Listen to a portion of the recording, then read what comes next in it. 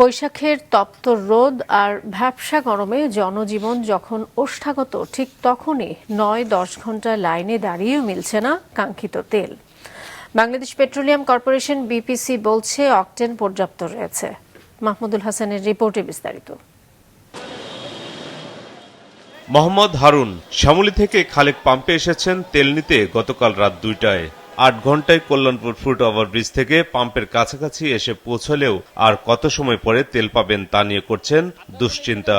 মানে সিরিয়ালের গাড়িগুলো দিতেছে না, আউট গাড়িগুলো ঢুকে দিতেছে এটা, এবং কি সিরিয়ালের গাড়ি ২০০০ টাকার তেল দিতেছে, এবং কি এরকম বিএভি গাড়ি দিতেছে ৪০ লিটার ৬০ লিটার তেল পর্যন্ত দিতেছে, ফুল টাঙ্কি দিতেছে।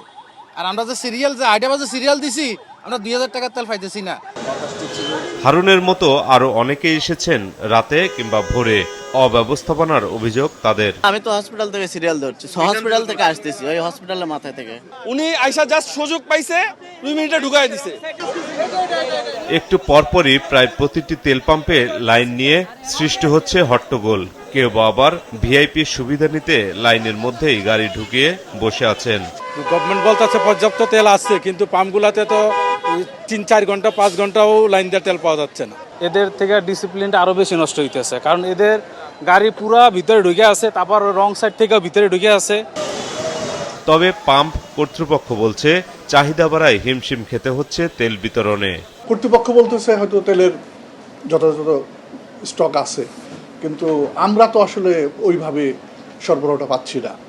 তো আমাদের কাছে মনে হয় যে ওইখানে ঘাটতি আছে, যার কারণে ঘাটতি যদি না থাকতো তাহলে আমরা সরবরাহটা আরও বাড়াইতে পারতাম।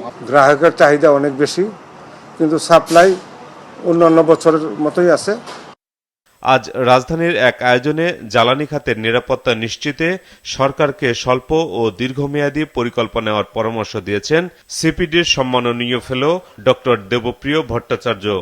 এখানে বিদেশি কোম্পানি লাগবে, আমাদের একই সাথে জয়েন্ট ভেঞ্চার বা যৌথ উদ্যোগও এখানে লাগবে, যেহেতু আমার দেশের ভিতর ভূখণ্ডে, মূল ভূখণ্ডে এবং সমুদ্রে উভয় ক্ষেত্রে জ্বালানি আরও আবিষ্কার করার যাওয়ার এর চেয়ে বড় প্রয়োজন আর কিছু নাই। এটাকে নিশ্চিত করতে হবে আগামী বাজেটে।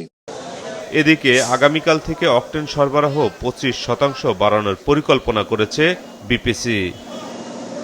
মাহমুদুল হাসান, মাছরাঙা সংবাদ, ঢাকা।